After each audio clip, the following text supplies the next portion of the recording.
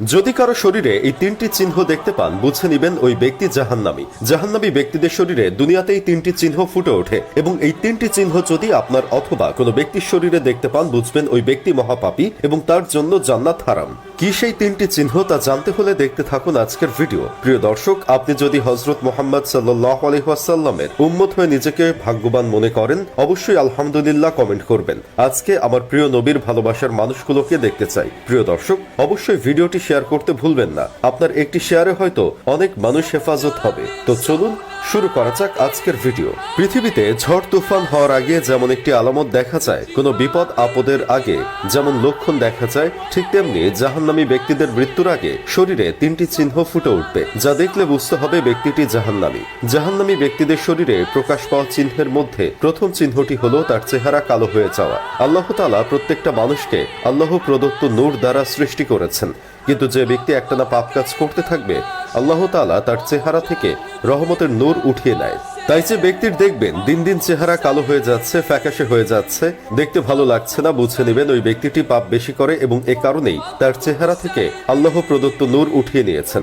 যাদের চেহারা জন্ম থেকেই কালো তাদের চেহারার ভিতরেও দেখবেন একটি মাধুর্য আছে, চেহারার মধ্যে উজ্জ্বলতার ভাব আছে, একটু মায়াবী বর্ণ আছে। এটা হয় তখনই যখন সেই ব্যক্তির উপরে আল্লাহ প্রদত্ত নূর থাকে এবং এই নূর থাকার ফলে ওই মানুষটিকে সুন্দর লাগে। 2 নম্বর হলো ওই ব্যক্তি যাকে মানুষ ঘৃণা করে, অর্থাৎ ঘৃণিত চোখে দেখে। প্রিয় দর্শক, আল্লাহ যদি কোনো বান্দাকে পছন্দ না করেন তাহলে তাকে আসমানের ফেরেশতারাও পছন্দ করেন না, এমনকি জমিনের ফেরেশতারাও তাকে অপছন্দ করে। হাদিস শরীফে উঠে এসেছে, আল্লাহ তাআলা যখন কাউকে অপছন্দ করেন তখন তিনি জিবরাইল আলাইহিস সালামকে বলেন, আমি অমুক বান্দাকে পছন্দ করি না, আমি তার উপর অসন্তুষ্ট।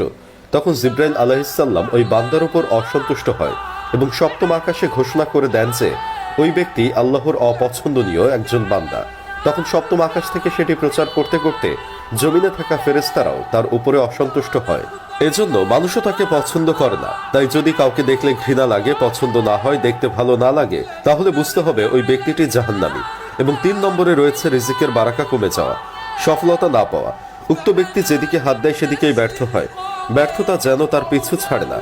টাকা পয়সা অঢেল কামালেও তাতে বরকত থাকে না।